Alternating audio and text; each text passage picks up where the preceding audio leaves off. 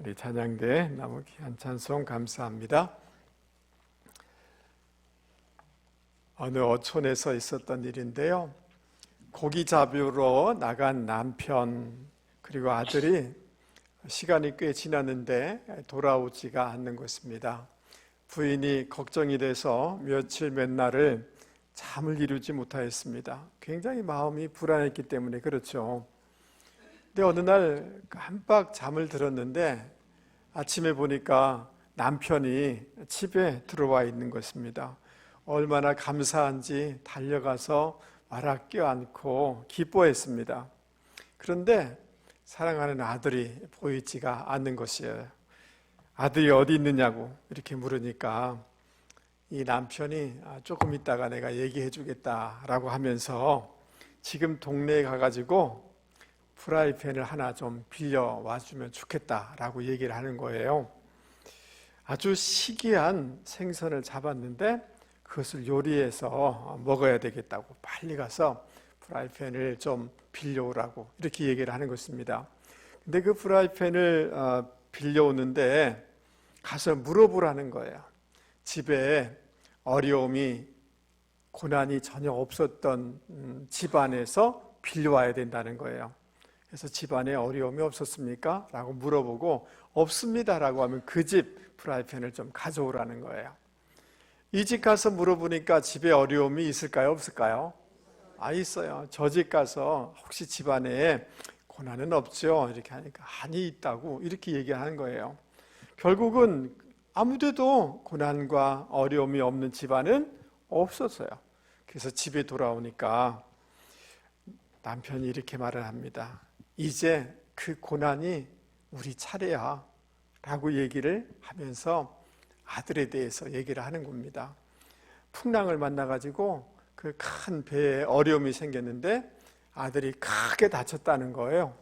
그래서 지금 가까운 항구에 가가지고 이 큰 수술하고 입원시키고 이렇게 늦게 왔다라고 얘기를 해주는 것이었습니다. 여러분, 우리 모두에게는 고난이 있고 어려움이 있고 예상치 못한 것들이 우리 가운데 올 수가 있습니다. 이것이 인생이다라고 얘기할 수가 있습니다. 그렇기 때문에 우리는 전혀 무균 상태에 고난이 없고 역경이 없고 문제가 없고 아픈 것이 없고 이런 상태는 있을 수가 없어요. 육신을 가진 이상.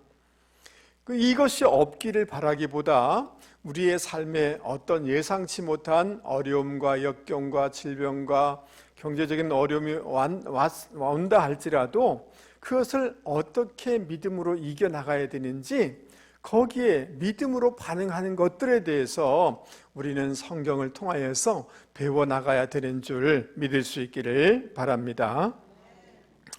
이 인생을 어떻게 그냥 단순하게 다 정리가 될 수가 있겠습니까? 그래도 왜 우리 가운데 고난이 오는가를 좀 몇 가지로 좀 정리를 해보면 아담과 하와가 범죄한 이후로 또 우리 안에 죄성이 있어서 죄로 말미암는 고난이 있을 수 있겠죠.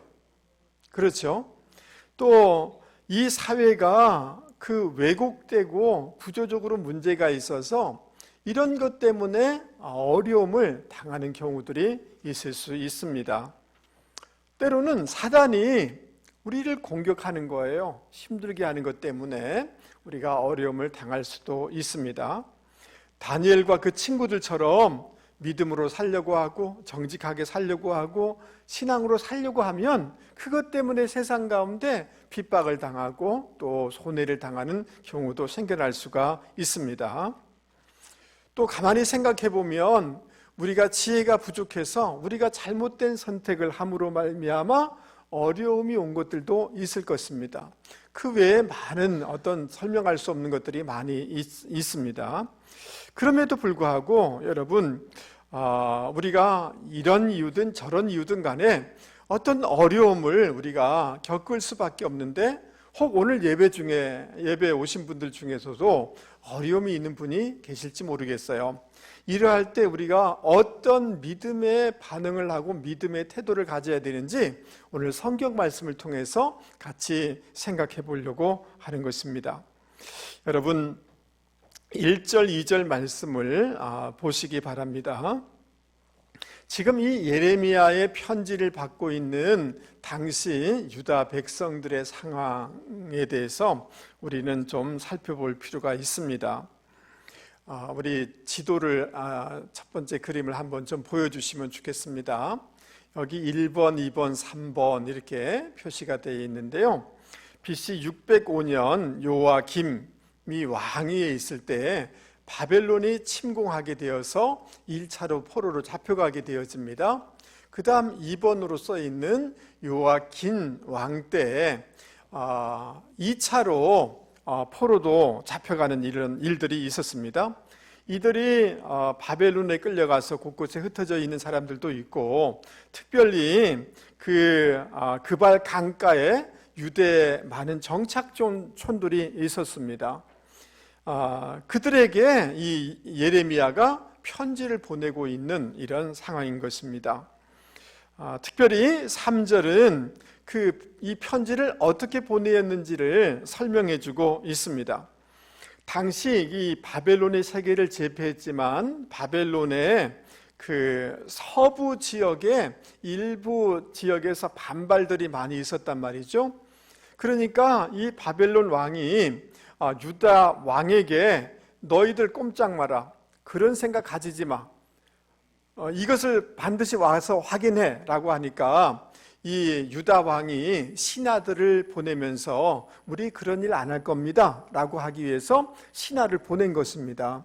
근데 그 신하를 보내게 되는데 신하 중에 몇 사람에게 예레미야가 편지를 보내서 지금 바벨론에 포로로 잡혀있는 성도들에게 이 편지를 전해주라 라고 해서 이 신하들이 지금 편지를 들고 와서 전해준 것입니다. 그 내용이 3절의 내용이다 라고 얘기할 수가 있습니다.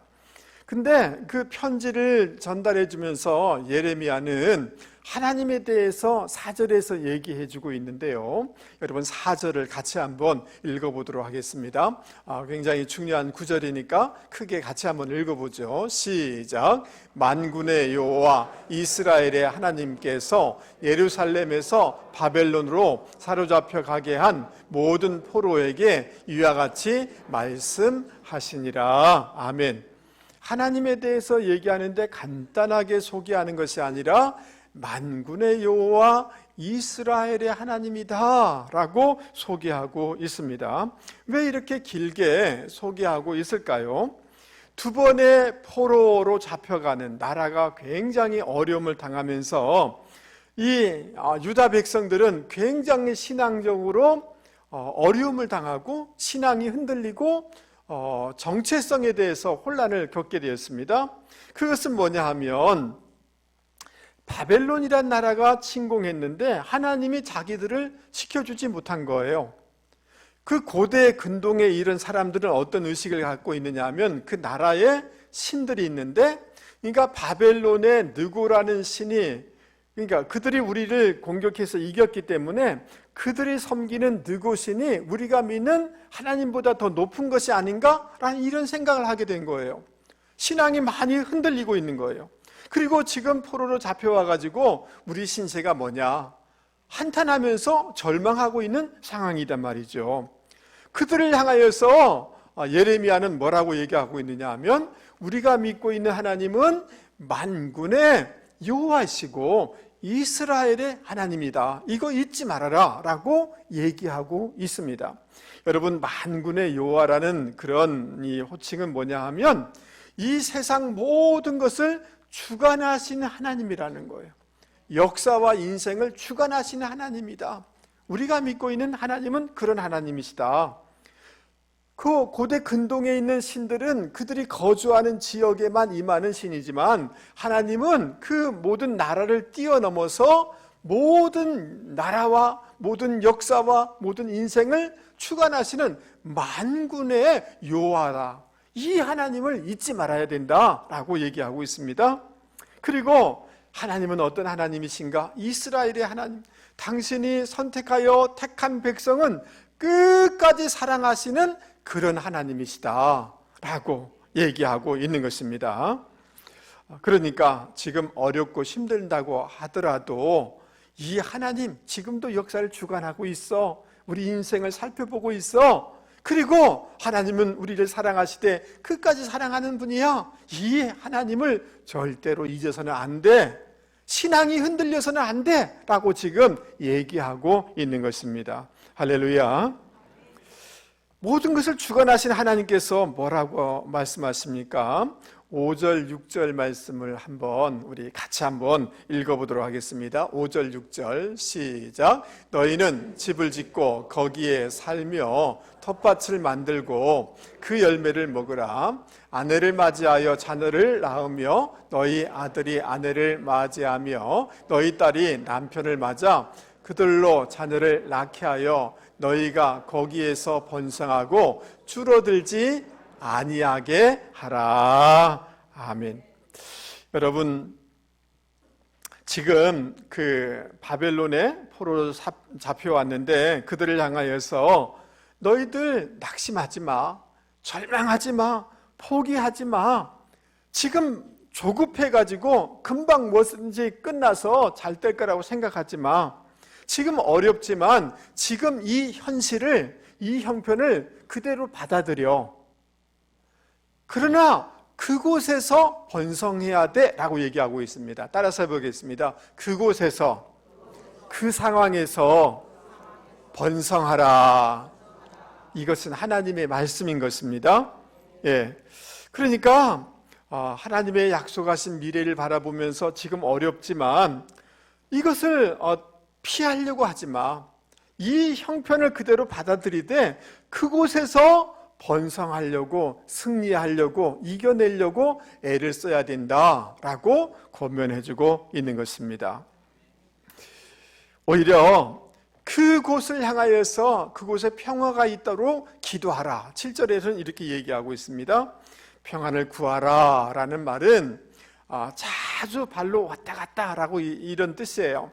그러니까 주변 사람들하고 좋은 관계를 맺으려고 애를 쓰고 또 기도하면서 너의 삶의 영역 가운데 평화가 있도록 애를 쓰라 라고 이렇게 얘기해 주고 있습니다. 여러분, 요셉은 굉장히 어려움을 당했다는 것을 여러분 아시잖아요. 이처럼 어두운 이 낭망스러운 상황은 없을 거예요. 포로가 된다는 것은 당시 고대 사회에는 이거는 죽은 목숨이에요. 인간이 아니에요.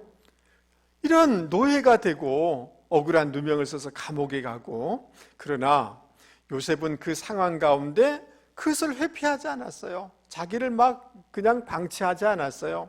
그곳에서 그것을 받아들인 거죠. 그 상황을. 맞습니까?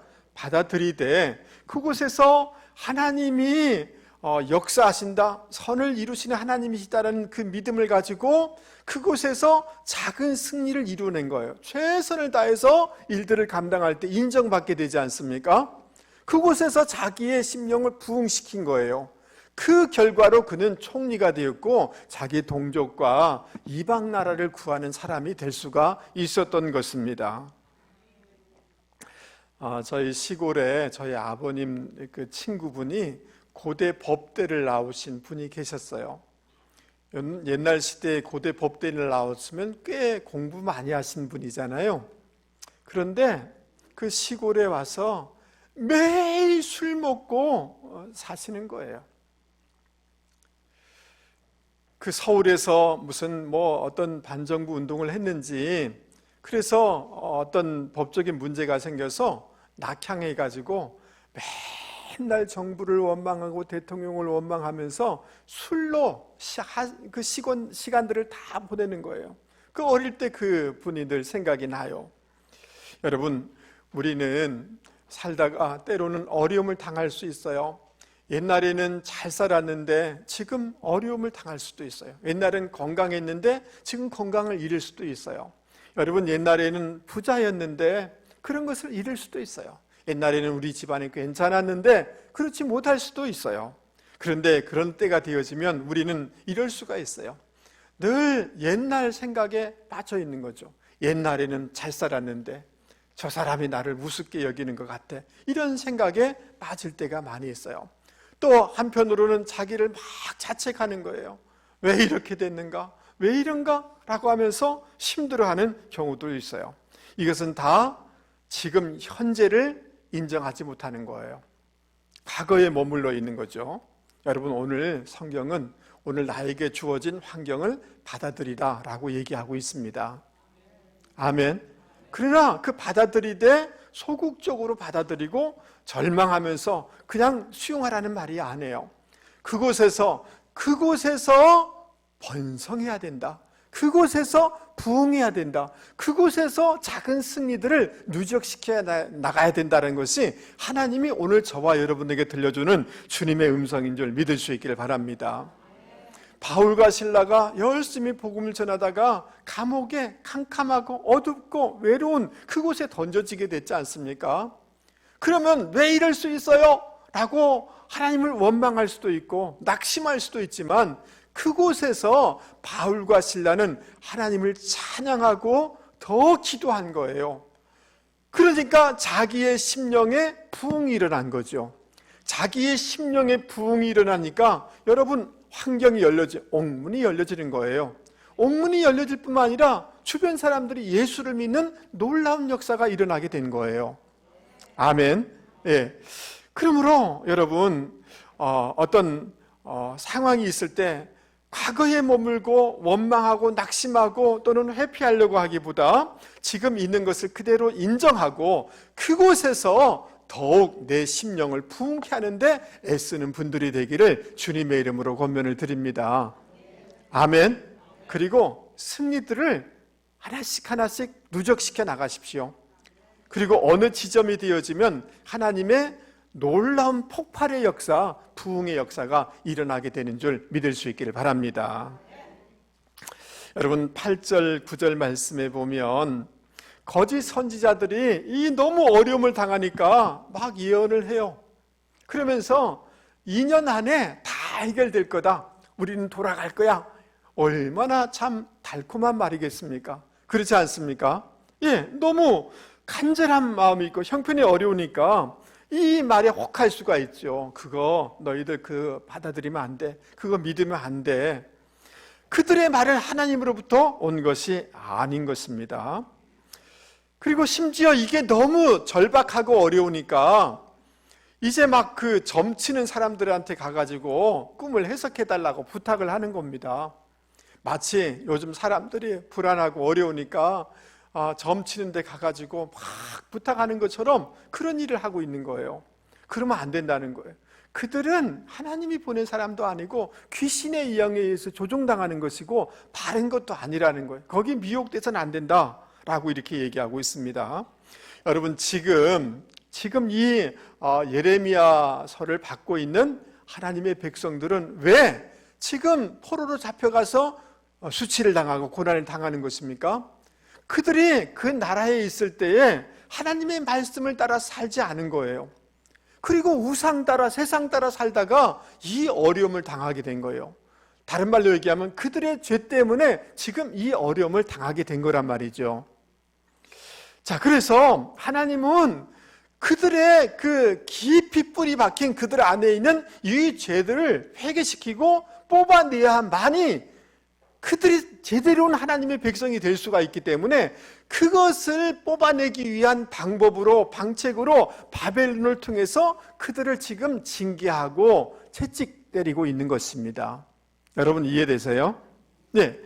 하나님은 그들에게 죄된 습관들, 못된 것들을 제거해야만이 하나님의 복을 담을 수가 있고 하나님이 들었을 수가 있기 때문에 지금 2년 짧게 그냥 잠시 해서가 아니라 그것이 훈련되도록 해야만이 그들이 제대로 온 삶을 살아낼 수가 있기 때문에 하나님은 이 70년인 기간을 그들 가운데 허락하신 것입니다. 그들을 새롭게 빚기 위한 그런 기간이었던 거죠. 여러분, 우리는 어려울 때 빨리 이 현실을 피하고 싶은 그런 말들을 듣고 싶은 게 많아요. 여러분, 교회 다니면서 어디 점집에 가면 안 됩니다. 그거 나중에 아주 큰일 당합니다. 그게 그 사람들이 그 저주스러운 말 해서 뭐 몇천만 원짜리 구태라 하면 뭐 교회 다니는 사람들 다 그게 다 넘어가기 쉬워요. 무서워가지고요. 그러면 안 됩니다. 여러분, 지금 나에게 어려운 환경이 있다면 여러분, 우리는 믿음으로 그것을 해석해야 되는 줄 믿습니다. 그것은 하나님이 나를 연단하고 있는 거야. 나를 훈련시키고 있는 거야. 나에게 여러 가지 다듬어져야 될 것이 있어요. 그래서 이것을 허용하신 거야 라고 생각하셔서 여러분, 그것을 잘 극복하고 다듬어가는 시간으로 여길 수 있는 저와 여러분이 되실 수 있기를 바랍니다. 여러분, 내가 회사에 들어가서 어떤 조직에 들어가서 어려움이 있을 수 있어요. 있다 없다? 있어요. 갈등이 있을 수 있어요. 시집가고 장가갔는데 어려움이 있을 수 있어요. 그러면 우리 마음 가운데 빨리 이것을 피하고 싶은 마음이 있는 거예요. 아이고, 이거 때려치고 다른 데가 또 없나? 이런 생각이 우리를 확 유혹한단 말이죠. 여러분, 아이고, 이런 남편인지 몰랐다고 그래서 확 때려치고 싶은 거예요. 여러분, 때려쳐서 다른 사람 데려와 보세요. 아이고, 더 힘들걸요. 그래도 오래 훈련시켜 놓은 그 남편이 나을 겁니다. 예. 우리는 일 피하고 싶은 마음이 우리 마음 가운데 많이 있는 거예요. 또 그런 말을 듣고 싶은 이런 마음이 있는 거예요. 하나님은 왜 우리 가운데 고난을 주시는가? 여러분, 백신 주사를 맞을 때는 아프잖아요. 근데 그 백신을 맞고 나면 폐렴 백신도 맞고 다른 백신도 맞으면 그 바이러스들을 빨리 이겨낼 수가 있는 거잖아요. 하나님은 고난을 통해서 우리를 연단시키는 거죠. 그래서 훈련시켜서 더 큰 일꾼으로 사용하기 위해서 이런 고난을 허용하시는 줄 여러분 믿을 수 있기 바랍니다. 우리가 잘 아는 것처럼 야곱은 얼마나 자기 중심적인 사람인지 쌍둥이로 태어났는데 자기 형이 먼저 나가는 거예요. 그게 도무지 상상치도 못할 일이에요. 자기 형이 먼저 나가니까 그게 배가 아파가지고 형의 발을 잡아 당긴 사람이 야곱이에요. 그리고 저 형이 머리가 백단이에요. 형이 배고픈 걸 딱 아니까 팥죽 끓여가지고 장자의 명령을 사버린 사람이에요. 얼마나 변장을 잘했는지 털을 다 붙여가지고 형처럼 해가지고 형의 축복을 다 받아간 사람이 야곱이에요. 근데 하나님은 이런 꼴을 가지고 이런 마음을 가지고는 하나님의 축복을 줄 수도 없고 하나님의 믿음의 조상으로 세울 수도 없는 거예요. 그래서 그에게 훈련을 해요. 에서가 막 미워하니까 결국은 바단 아람으로 도망을 가게 되었습니다. 바단 아람이 어디인지 저 보세요. 굉장히 먼 데잖아요. 외삼촌 집에 도망간 거예요. 그런데요, 거기에 외삼촌이 야곱하고 비교할 수 없을 만큼 잔머리 굴리는 사람이에요. 가서 보니까 너무 그냥 예쁜 딸이 있어서 좀 결혼하게 해주세요. 그래, 7년 일해. 그러면 내 줄게. 그 7년을 수일처럼 여기면서 열심히 뼈 빠지게 일을 했어요. 그 너무 흥분돼서 그런지 그냥 무조건 한번 이렇게 잠자리 결혼식 해가지고 아침에 일어나 보니까 언니하고 그냥 하룻밤을 지낸 거예요. 큰일이잖아요. 그 가가지고 이게 뭡니까? 나 7년 동안 고생했는데 이게 뭡니까? 그러니까 그 장인이고 외삼촌이 이렇게 얘기해요. 우리 동네에선 언니부터 결혼했지 밑에부터 가는 거 그런 법이 없어. 그러면 너 사랑하는 자매하고 결혼하고 싶을래? 그럼 7년 더 해. 졸지에 14년을 그렇게 일을 하게 된 거예요. 계속해서 야곱은 자기 잔머리 굴린다고 하는데 외삼촌은 그 위에서 계속 깨트리는 거예요. 왜 그렇게 했을까요? 그 모습 보면서 자기를 철저하게 보게 한 거예요. 훈련시킨 거예요. 바단 아람은 훈련소와 같은 거예요. 하나님은 그를 훈련시킨 거예요.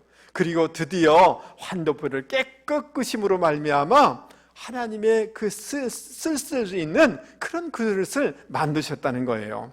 하나님은 그런 분이신 줄 여러분 믿을 수 있기를 바랍니다. 여러분, 저는 그 논산훈련소 30년대를 나왔는데요. 우리 교관이 별명이 독사예요. 독사. 독사같이 훈련시키는 거예요. 지나고 보니 그렇게 하니까 우리가 그 훈련소에서 1등을 하게 되었고 아무 사고 없이 마치게 되었어요.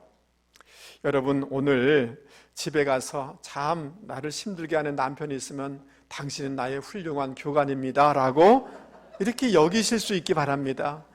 자식 연놈들이 힘들게 하면 하나님 나를 훈련시키기 위해서 보내셨군요 생각하실 수 있기 바랍니다. 여러분 직장에 가면 정말 콧김도 발걸음도 싫은 그런 사람이 있을 수 있어요. 하나님이 나를 훈련시키시구나 이렇게 생각하실 수 있는 분들이 되기 바랍니다.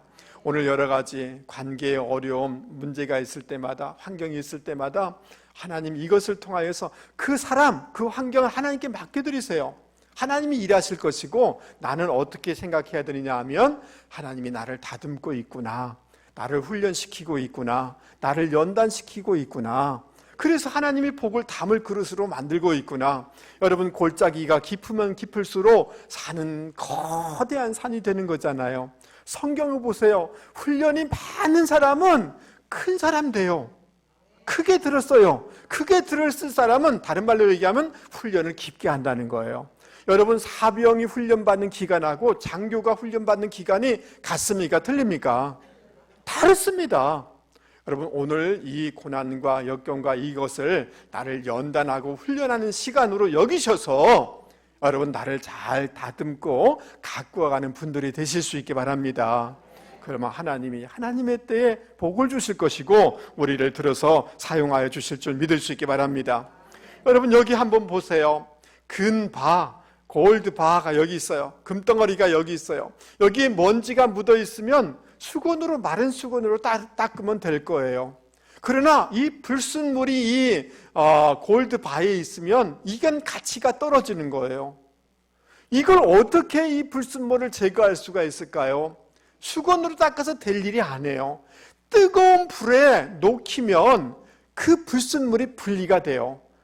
뜨거운 불에 녹이지 아니하면 불순물이 빠질 수가 없어요. 불순물이 빠지지 않으면 그 가치가 생겨날 수가 없는 거예요.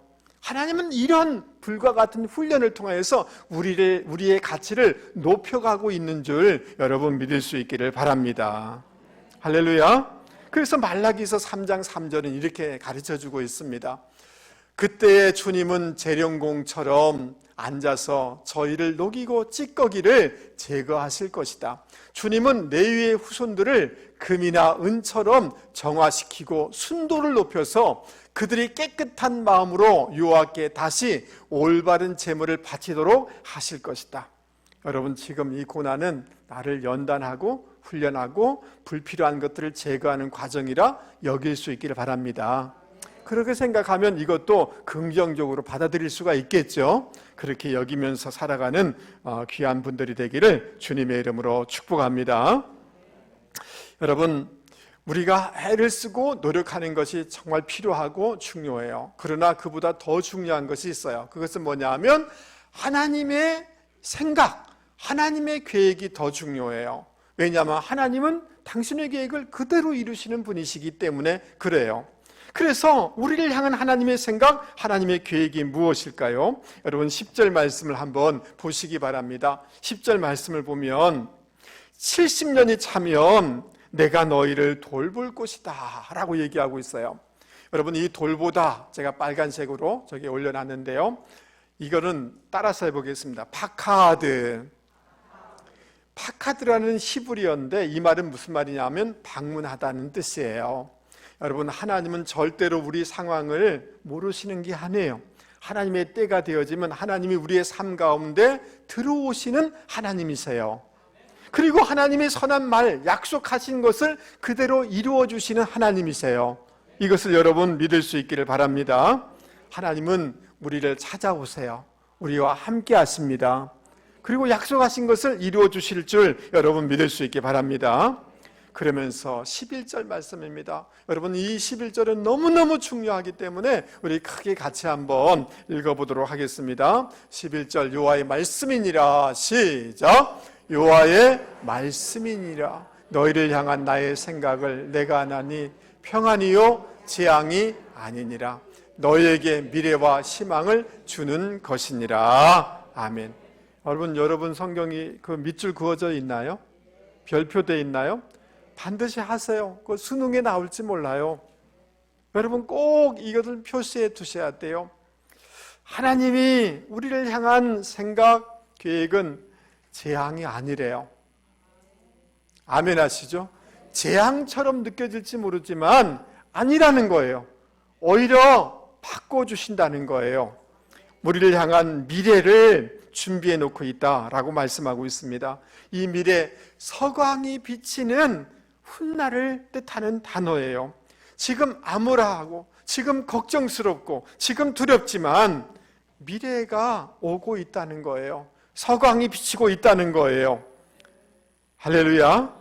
이 두려움, 이 슬픔, 이 낙심감, 이 어둠, 이 우울함, 이것을 바꾸셔서 찬송으로 기쁨으로 하나님은 그 미래를 우리 가운데 가져다 주실 줄 믿을 수 있기 바랍니다. 이것이 하나님의 거시적인 계획이다라고 말씀하고 있는 것입니다.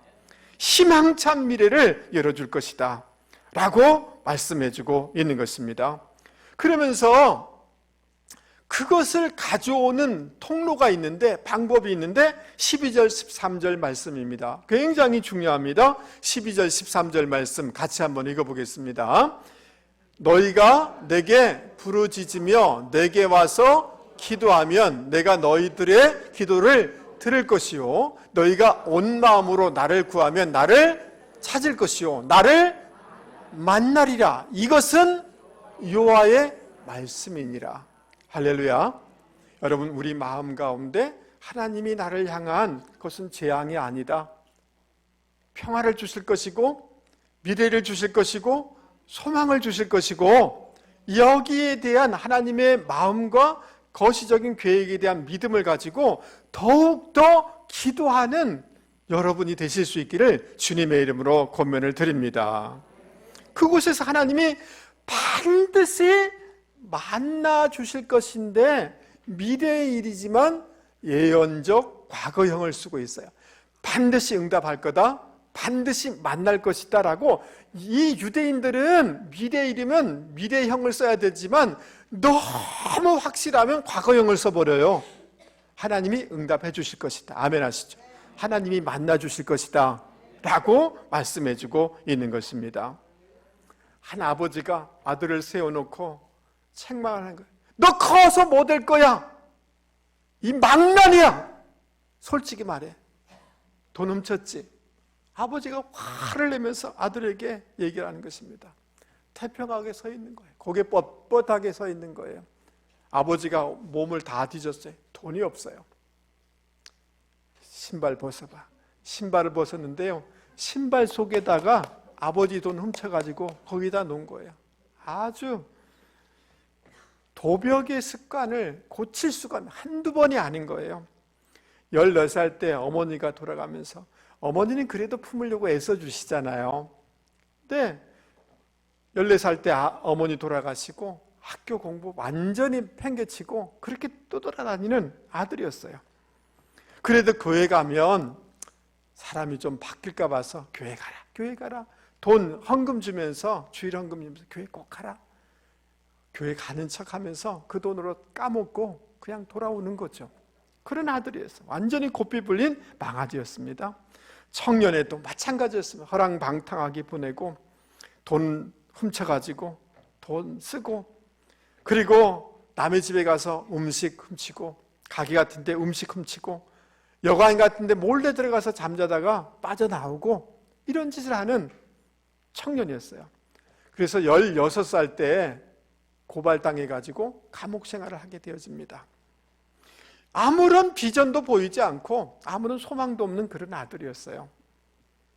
그러나 인생이 끝난 것처럼 보일지 모르지만 끝이 아니었어요. 왜냐하면 하나님은 그 영혼에 대한 하나님의 마음이 있기 때문에 그래요. 하나님의 거시적인 계획을 가지고 있었기 때문에 그런 거예요. 절망으로 막 떨어지는 것 같았지만 하나님은 그 감옥에서 그 청년을 만나주신 것입니다. 할렐루야. 여러분, 주님을 뜨겁게 만나서 새로워지기 시작하고 말씀을 읽고 기도하는 생활을 하기 시작한 것입니다. 나와서 여러분 교회 생활 열심히 하고 나중에는 목사님이 되셨고, 여러분 이 사람이 믿음으로 살면서 모든 일을 하나님께 의탁하며 기도 생활을 하면서 살아갔습니다. 거짓말을 그렇게 했던 사람이 기도의 사람으로 바뀌게 된 것입니다. 기도를 했는데 5만 번의 기도가 다 응답된 거예요. 할렐루야. 고아원을 9,975개를 세웠어요. 여러분, 한두 개 세우는 것도 대단하잖아요. 9,975개의 고아원을 세워서 어린 사람들을 도와주고 그 일을 했어요. 그런데 자기가 부자가 아니잖아요. 기도함으로 하나님의 채워주심으로 이 고아원을 아주 성공적으로 운영을 한 사람이 되었어요.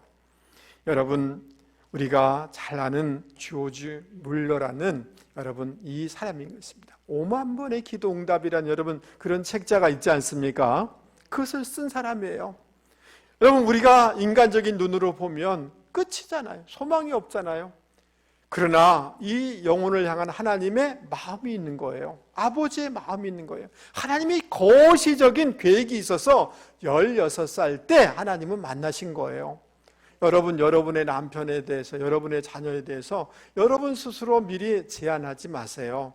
하나님의 마음이 있고 하나님의 거시적인 계획이 있는 줄 여러분 믿을 수 있기 바랍니다. 하나님의 때에 하나님께서 적절하게 역사해 주실 줄 여러분 믿을 수 있기 바랍니다. 우리 스스로에게도 여러분 제안하지 마세요. 나를 향한 하나님의 마음은 재앙이 아니에요. 희망이에요. 미래예요. 장래의 소망을 주려는 거예요. 하나님의 거시적인 그 계획과 하나님의 변치 않는 사랑을 붙잡고 여러분 더욱 기도하면서 나가는 분들이 되기를 주님의 이름으로 권면을 드립니다.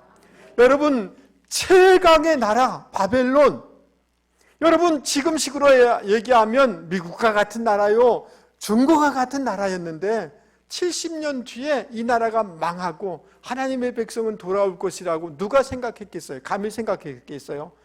절대로 그런 나라는 무너지지 않을 거라고 생각하지 않았겠습니까? 그러나 무너진 거예요. 하나님은 이런 분이세요. 여러분 믿습니까? 예, 이 하나님을 믿으셔서 여러분 고개를 드세요. 여러분 가슴을 펴세요. 믿음으로 담대하게 서는 분들이 되기를 주님의 이름으로 권면을 드립니다. 여러분 주눅들지 마세요. 낙심하지 마세요. 불면의 밤을 보내지 마세요. 오히려 지금 이 상황 가운데 우리가 해야 될 태도가 있습니다. 그것은 뭐냐 하면 이 현실을 그냥 받아들이세요. 그러나 소극적으로 받아들인 것이 아니라 이곳에서 그곳에서 번성하거라, 그곳에서 부흥하거라, 그곳에서 기도하면서 충만하거라, 그곳에서 작은 승리들을 일구어 가라 라고 주님은 우리 가운데 말씀해주고 있는 것입니다.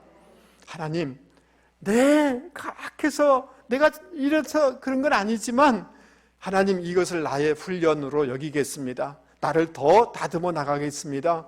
더 훈련해 나가겠습니다. 나를 다듬는 시간으로 여러분 여기시고 그렇게 해나가실 수 있는 분들이 되기를 주님의 이름으로 권면을 드립니다. 터닝 포인트가 있어요.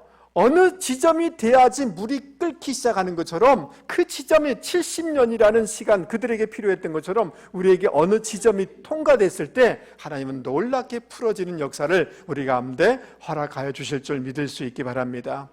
여러분 절망하지 마세요. 포기하지 마세요. 하나님은 우리를 향한 하나님의 선한 마음을 가지고 있습니다. 아멘 하시죠?